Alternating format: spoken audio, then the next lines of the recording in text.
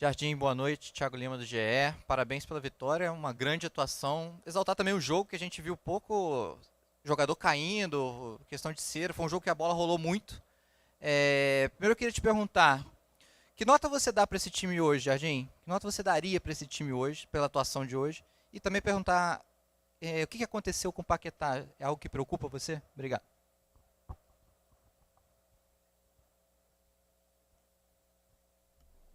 Boa noite. Em relação ao jogo, é difícil dar uma nota pequena, tenho que dar 8, 9. Eu acho que pecamos hoje na finalização.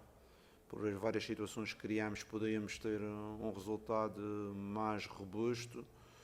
Pelo facto que nós, quer na primeira parte, quer na segunda, foi o Flamengo que procurou sempre a iniciativa do jogo. Procurar as nossas dinâmicas, procurar criar situações de gol, pressionar o adversário e acabamos por ser um pouco penalizados pela ineficácia de algumas situações e não esperar por o segundo gol já um pedacinho tarde. Podíamos ter metade do jogo muito mais cedo, mas foi assim. Acho que a vitória é extremamente justificada porque fomos a melhor equipa no terreno. Em relação ao Paquetá, pronto, ele não saiu do jogo, ele aguentou até o fim do jogo. Tem ali uma pequena dor na parte exterior da perna direita. Vamos ver o que é. Parece-me não é nada de alarmante, mas com certeza que vamos ver o que é. Boa noite, Leonardo aqui. Natália Brasil, Rádio Roquete. Queria perguntar para você, parabéns pela vitória, em primeiro lugar, mas o Flamengo, na quarta-feira, tem aí o primeiro compromisso pela Copa do Brasil e queria entender, dentro da tua programação com esse time, como você pretende chegar na disputa dessa competição, se existe aí um ranking de prioridade entre as competições. Então, queria te ouvir um pouquinho sobre isso. Eu acho que falei aqui há 3 dias atrás sobre prioridades. A nossa prioridade é sempre o próximo jogo, porque o Flamengo é uma equipa com a responsabilidade em todas as competições que entra, desde o Carioca à Taça do Brasil, à Libertadores, ao Campeonato. E com certeza que podemos trocar alguns jogadores, como temos feito até aqui, mas a responsabilidade máxima e uma postura máxima de forma a procurarmos dar o primeiro passo na qualificação contra uma equipa do Vitória, que é uma equipa intensa, que eu tive a preocupação de já vê-los contra o Corinthians, é uma equipa intensa, uma equipa de duelos, e nós temos que ser competentes de forma a conseguir um bom resultado em casa. Jardim aqui, boa noite, Sidão Marinho da Litoral News. Você vai para quarta-feira no terceiro jogo consecutivo em 3 competições diferentes, ainda em cima dessa última pergunta. O Flamengo já teve treinadores que falaram que quem muito quer, nada tem. Teve treinador que falou que é humanamente impossível ganhar as 3 competições. Como você avalia esse cenário? Com o elenco que o Flamengo tem, o investimento que foi feito e até a janela do meio do ano, para você, é possível conquistar as 3 competições? É um feito que nenhuma equipe no futebol brasileiro já conseguiu. Seria um feito inédito caso a sua equipe conquiste. Na sua visão, o Flamengo, pelo que vem jogando, pelo elenco que tem a capacidade de ser campeão de Copa do Brasil, Copa Libertadores Brasileiro numa mesma temporada? Obrigado. Não, assim, isso é uma pergunta que nem eu nem ninguém consegue responder. Mas o que eu posso dizer é nós jogarmos com responsabilidade, nós queremos ser competitivos em todas as provas, não deixar nenhuma prova de lado, porque não é agora que neste momento que se decide, não vai se decidir o Campeonato Brasileiro, não se vai decidir a Copa, mas é importante nós estarmos presentes para no segundo semestre termos essa possibilidade de disputar. Quando eu falo de nós continuarmos nas provas inteiros, porque com alterações em termos de equipe e com a rotação do elenco, permitir que na segunda fase a gente consiga estar inteiros nas 3 provas. Isso que é o primeiro objetivo. Depois, ganhar 3 provas, como você disse na história, nunca ninguém ganhou, por isso a dificuldade que isso existe. E nós temos que ver uma coisa, antes do ganhar tem que haver o processo. Nós acreditamos no processo para que o processo depois dê em vitórias. Por isso, a nossa ideia é, neste momento, estarmos dentro desse processo que é qualificar a equipa para a próxima etapa da Taça do Brasil.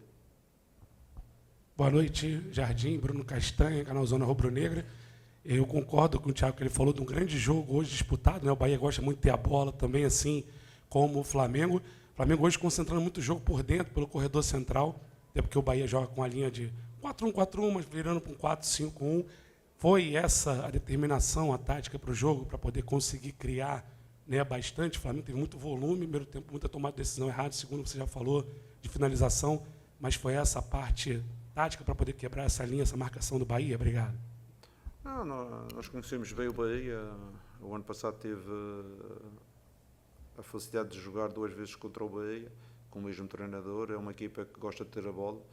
E quem gosta de ter a bola temos que os pressionar para eles terem algumas dificuldades. Foi isso que fizemos em termos defensivos. Também ter a ideia que o Bahia é uma equipa que gosta de jogar por dentro, muito por dentro. E nós também cerramos um pedacinho os jogadores mais por dentro, numa segunda fase até com 3 jogadores do meio campo. Na primeira fase com os pontas em termos defensivos um pouco mais por dentro. E em termos ofensivos, eu falei com os jogadores a importância de procurarmos o jogo de transição, algumas vezes que eles atacavam, e o jogo exterior, porque o Bahia fecha-se muito pela zona central e a gente tem que obrigá-los a ir a um corredor, a ir a outro corredor, jogar entre linhas, jogar no espaço. E é aí que no jogo entre linhas, uma vez ou outra, não tivemos as melhores decisões e acabamos por não criar mais. Mas só tenho que valorizar os jogadores pela atitude, pela perseverança de manter o jogo sempre aceso. Há uma coisa importante que eu disse aos jogadores agora no fim. Muitas das equipas criam 1, 2, 3 e depois não conseguem fazer o 2-0 e as outras equipas fazem um remate e acabam por empatar o jogo. E eu disse, a gente teve a personalidade de conseguir 1, 2, 3, 4, 5 até matar o jogo. Depois de matar o jogo, gerimos um pouco mais a bola, baixamos um pedacinho mais a linha e conseguimos gerir o jogo de outra forma. Jardim, boa noite. Canal do Mauro Santana. Talvez de todos os setores, aquele que você tem mais promovido uma alternância tem sido a lateral direita, no revezamento entre o Royal e o Varela. Hoje jogou o Varela. Esse revezamento é mais fruto de opção tática ou uma necessidade física ou ainda uma avaliação mais aprofundada de quem se encaixaria melhor no seu modelo de jogo? Neste momento a direita está entregue a 2 jogadores. Vocês sabem que o Varela é um jogador internacional, é um jogador que vai ter uma carga de jogos muito grandes. O Royal é um jogador que também é competente, diferentes características um do outro, e com certeza que a minha ideia é ir usando os dois sem matar o Varela e tendo sempre o Royal disponível para quando for necessário. Eu falei isto anteriormente, um treinador quando acredita nos jogadores não pode deixar um jogador sem jogar durante um mês e depois quando chamá-lo ele não está em condições de o fazer. Por isso, de 3 em 3 jogos, de 4 em 4 jogos, tem que haver sempre uma rotação para que os jogadores que ficam de fora consigam se apresentar no seu melhor nível também. Jardim, Raíza Simplício, boa noite. A gente viu que o Saul retornou há pouco, né, e entrou em campo. Logo no primeiro toque, ele deu uma assistência, uma bonita assistência para o Lucas Paquetá. Pareceu ali uma jogada ensaiada, foi uma jogada ensaiada, e eu queria que você falasse sobre a situação dele, porque ele disse que está passando por um problema, o filho dele está internado, e ele quis entrar em campo hoje, ele quis jogar hoje, está com o time hoje. Então, eu queria que vocês chegaram a conversar, enfim, sobre isso, como é que vocês estão gerindo isso? Eu tenho a felicidade que eu converso todos os dias com os meus jogadores, com quase todos. E com o seu não saímos também é igual aos outros. Tive várias conversas durante esta semana e ele tornou público essa situação. Ele teve o miúdo, teve algum problema médico e ele deu o apoio ao filho e eu dei-lhe o apoio a ele para apoiar o filho, que era importante. E ele fez os treinos, não faltou nenhum treino. Mas teve algum tempo dedicado ao filho que estava na clínica ou no hospital.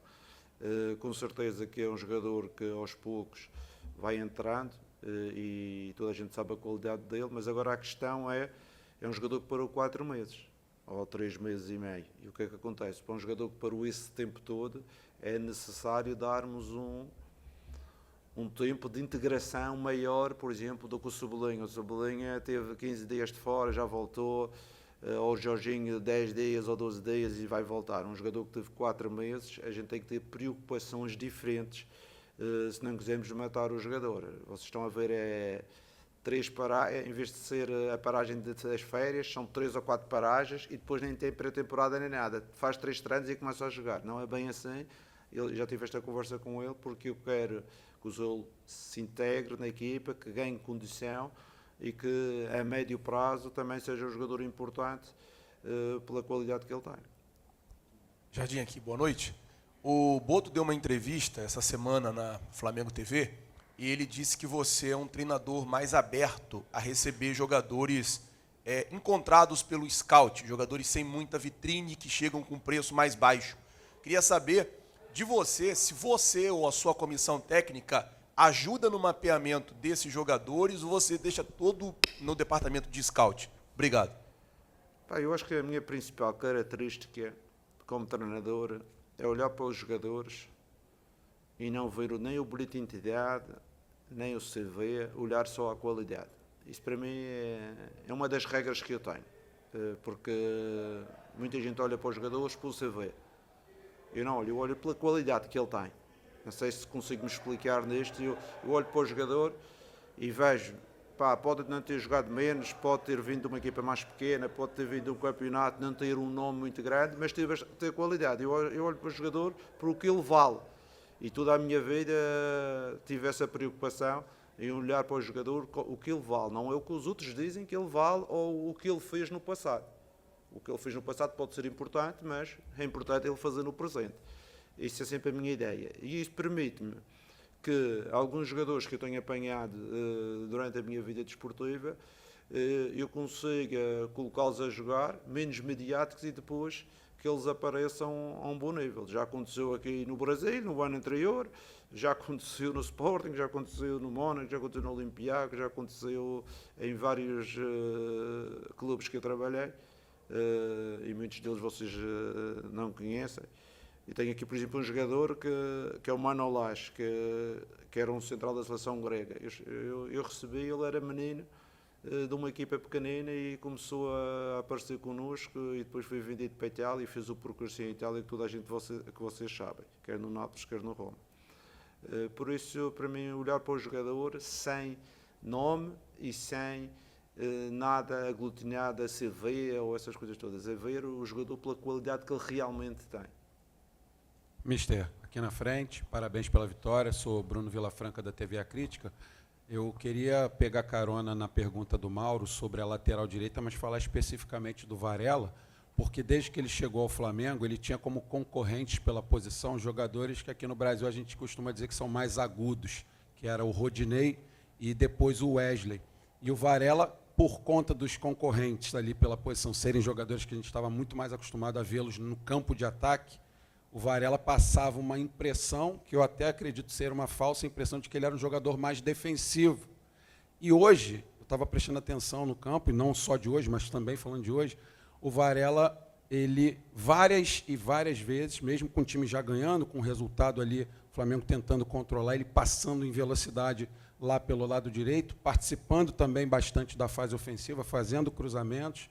Eu queria que o senhor falasse um pouquinho dessa questão tática dentro do seu time, do Varela e da importância que ele tem tido para o Flamengo. Obrigado. O Varela é um jogador extremamente importante, como eu disse, ele e o Royal são jogadores diferentes. O Varela é um jogador que associa, além da capacidade que ele tem de profundidade no jogo, ele é capaz de associar num espaço mais curto. O Royal é um jogador que tem um movimento agudo muito mais forte, um melhor jogo aéreo. Eu acho que o Varela é mais técnico, é mais na associação, um sentido tático também muito bom. Ainda hoje falamos da segunda parte, da possibilidade de ele não levar nas costas, e a correção tática que fizemos correu muito bem. Pronto, são dois jogadores que, na minha opinião, dois grandes jogadores. Um internacional como o Varela, mas como eu disse, eu não abdico de ter duas soluções, como temos também para o lado esquerdo, e no momento que eu quis, por exemplo, do lado esquerdo, vamos fazer uma comparação, que eu quis meter o Alex vários jogos seguidos porque o Ayrton estava tocado, vocês sabem qual foi o resultado: mialgia de esforço, paragem. O Jorginho a mesma situação, 5 jogos seguidos, mialgia de esforço, paragem, e não quero isso. Eu quero que os outros jogadores joguem para que a gente tenha esta capacidade de rotatividade, mas jogar com qualidade. Porque eu falei com o Varela hoje fez 11 km, mais ou menos no meu GPS, ainda não veio. No jogo anterior, para o campeonato, ele também fez uns 11 km. Mas se ele jogasse os 3 jogos, ele não ia fazer esses 11 km. Okay? Porque, entretanto, quem fez os outros 10 ou 10.600 foi o Royal. Pronto, é este equilíbrio que nós temos e vejo também os jogadores percebem que para a forma que a gente quer jogar tem que haver uma certa frescura. Se não houver frescura, vai ser difícil pressionar alto, é preciso encurtar linhas, tudo isso é muito mais difícil. E os jogadores sentem-se bem também na rotatividade para que, pô, eu estou mais fresco, vou ser capaz de fazer a tarefa. E por isso acaba por todos estarem felizes. Jardim, boa noite, à sua direita aqui. Rodrigo Cerqueira, do Grupo Globo. Uma das preocupações da torcida do Flamengo no início da temporada era para que o Arrascaeta recuperasse a melhor forma física dele e, consequentemente, a melhor forma técnica, que fez com que ele tivesse a temporada absurda do ano passado, talvez a melhor da carreira. E ele vem mostrando uma evolução muito grande. Nos últimos 4 jogos foram 3 gols, e jogos com características semelhantes. O gol que ele marcou hoje foi muito parecido com o gol da partida passada. Bola na trave também de cabeça, entrando na área, aparecendo muito mais na área, né? Muito mais solto, muito mais leve. Então, eu queria que você fizesse uma avaliação desse momento dele e dessa forma de jogar, que ele volta a cada vez mais estar perto do gol e sendo decisivo. Eu tive esta conversa logo no início, há 1 mês e meio talvez atrás, quando eu cheguei, e vocês falaram que o Arrascaeta ainda não estava bem. Eu disse que o Arrascaeta normalmente ao longo das épocas vai sempre melhorando, vai progredindo ao longo da época desportiva. Acho que ele está neste momento já melhor condição física, melhor interpretação daquilo que são as ideias do jogo. Hoje fiquei-me a dever um gol, que ele podia ter feito mais 1 ou 2. E pronto, e nós estamos muito satisfeitos. É um líder também dentro do campo, é um jogador que dá uma qualidade extraordinária ao jogo e, além disso, tem a capacidade de finalização. Mas voltar a referenciar o Flamengo que nós pretendemos é um Flamengo em que não podemos estar à espera só dos golos do Pedro ou do Arrascaeta. Vamos ter os golos do Bruno, vamos ter do Lino, vamos ter do Paquetá e vamos ter de outros jogadores, às vezes do Ortiz, às vezes do Danilha, às vezes do Pereira. Ter esta possibilidade de alternância e de diversidade em termos de quem pode marcar. E isto também mostra competências de uma equipa, não viver somente de 1 ou 2 jogadores. Oi, Léo, aqui, David Sharp, do Antenados na Jogada. Parabéns pelo seu grande trabalho que você vem fazendo. E pegando carona nessa pergunta sobre o Arrascaeta, Bruno Henrique e Pedro, que são jogadores que chegaram no Flamengo há muito tempo, Arrascaeta e Bruno Henrique em 2019 e o Pedro em 2020. E talvez até hoje eles ainda sejam, tem gente que acha, os melhores jogadores desse atual elenco, mesmo já há tanto tempo no clube mais velhos. Seria possível, você enxerga a possibilidade dos 3 jogarem juntos, o Bruno, principalmente, na função de segundo atacante ou de ponta esquerda? Ou você acha que isso é impossível pela idade deles? Não, é possível. Eles jogaram hoje juntos. Houve um momento do jogo que eles jogaram juntos. É possível. Não, desde o começo. Depende, com certeza que sim, desde o começo. Se você me perguntar, eles vão jogar 5 jogos juntos, 90 minutos, eu digo logo que não. Isso já é outra questão. Essa é a questão que você me diz, claro, podem jogar juntos, que eles hoje jogaram juntos, podem ter um jogo ou outro juntos. É uma coisa muito normal, porque eles podem se encaixar os 3. A questão é, às vezes, jogar vários jogos juntos, os 3, é que depois temos uma fadiga muito grande e estamos no risco de perder os 3. Por isso eu aproveito sempre os 3, não para jogar em todos os jogos 90 minutos, mas para tê-los o maior período de tempo, porque são jogadores, como você disse, importantes, são jogadores carismáticos, são jogadores que entendem o ADN, é ADN aqui no Brasil? DNA. O DNA do clube, e isso para mim são valores extremamente importantes. Mister, Roque Hudson, colono do Fla aqui à sua esquerda. Muito se fala sobre os jogadores, mas hoje eu queria fazer uma pergunta para você sobre o seu trabalho, como você está avaliando ele. É o seu melhor início de trabalho no clube, com 84% de aproveitamento, e no Flamengo, nos últimos 7 anos, é o segundo melhor início. Eu queria saber do Leonardo Jardim como que você está vendo esses seus primeiros 11 jogos à frente do Flamengo.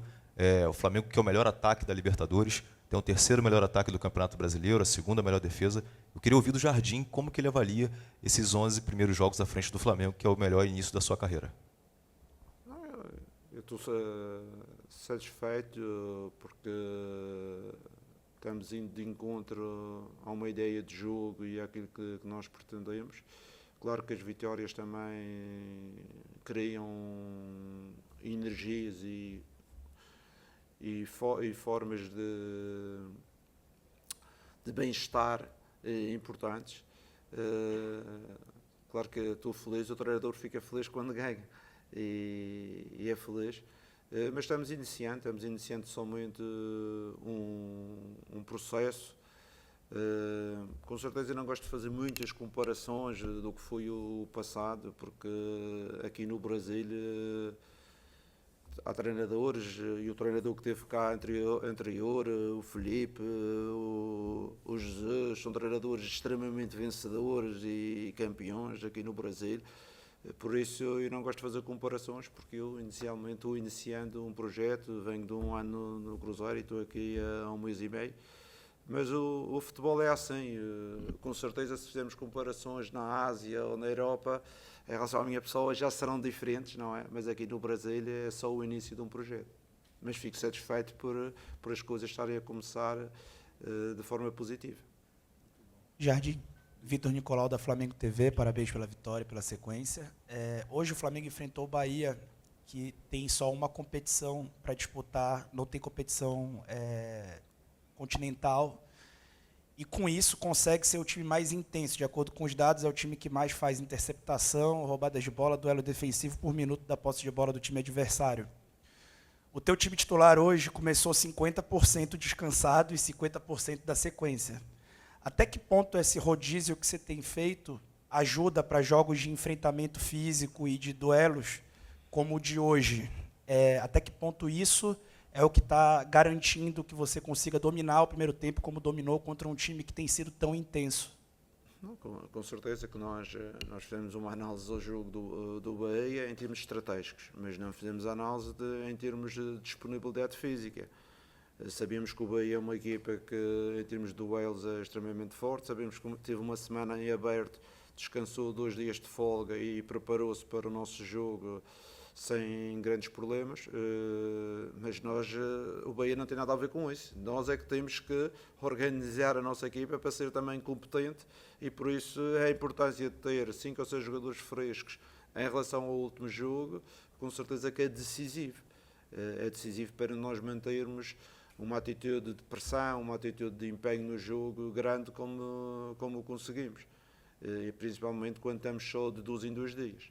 E agora temos mais 2 dias para na quarta-feira voltar a jogar, e temos que perceber o que é que podemos melhorar, o que é que podemos disponibilizar para ter outra vez uma equipa ativa, uma equipa que propõe o jogo, uma equipa que agride o adversário na pressão, e tudo isto tem que ser decisões que temos de tomar em conjunto com os jogadores, em conjunto com a fisiologia, em conjunto com todo o staff do clube. Jardim, aqui no meio. Boa noite. Gabriel Órfão, canal Paparazzo Rubro Negro. Jardim, Aqui. Ah. Queria te perguntar sobre o Pedro. Falar um pouco sobre o Pedro, que a gente vê que ele vem numa crescente de produção desde sua chegada. São 8 participações em gols, desde que você assumiu a equipe do Flamengo, 6 gols e 2 assistências, contando uma hoje. Há quem diga até que ele pode brigar por uma vaga na Copa do Mundo. Como é que você enxerga a importância desse jogador no seu time e essa crescente que ele vem tendo aí nos últimos tempos desde sua chegada? Obrigado. Já falamos várias vezes sobre esses dois assuntos. Copa do Mundo, é assim, todo jogador que joga no Flamengo pode representar a seleção do seu país. Isso é uma coisa normal. Como todo jogador que joga num grande clube europeu pode representar a sua seleção. Jogam no Paris, ou no Bayern, ou noutra equipa qualquer, de top, pode representar a sua seleção. Aqui, na América do Sul, jogar no Flamengo também pode ter esse passaporte se jogarem bem. Em relação ao jogador, ao Pedro, que tem evoluído, ele tem evoluído por mérito próprio. É um jogador que tem mostrado competência, com os números que você falou, tem mostrado atitude e capacidade de reação na perda de bola. Também é um jogador que está imbuído do espírito de recuperar a bola, de pressionar também, muitas vezes do bloco mais baixo, ele retorna também para ajudar. Ainda hoje vimos o Pedro a fechar no corredor direto e a fechar na zona central, quando o Arrasca ficou mais na frente, perdeu a ligação e ele voltou para fechar com o grupo. E esta solidariedade que ele mostra em relação ao grupo, depois cria energias positivas para fazer as coisas que ele melhor sabe, que é fazer golos, flutuar entre linhas. Nisso ele é muito bom. E na outra parte ele tem-se dedicado, e eu como treinador valorizo, mas o grupo também valoriza o comportamento dele. Leonardo, boa noite. Júlio Miguel Neto, Rubro-News TV, essa é um live de Flá.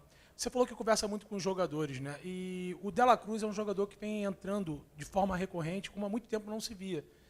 Quando ele veio para o Flamengo em 2024, ele veio como o melhor meia das eliminatórias em 25. Em conversa com o Felipe, ele disse que conversou com um atleta que via ele como um volante.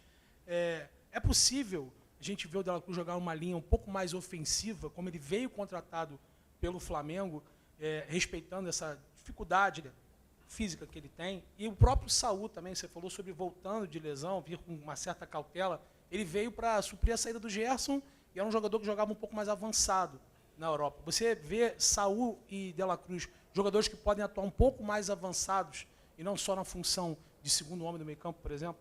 Boa noite. Com certeza que, eu já disse isto algumas vezes, nós, o Saúl, o Nico, o Paquetá, são jogadores que no meio campo têm alguma polivalência, não é? Se jogarmos com um número 10 tradicional, como um Arrascaeta, o Carrascal, acho que não serão as melhores condições para esses jogadores fazerem, podem desenrascar, mas para estarem no seu melhor.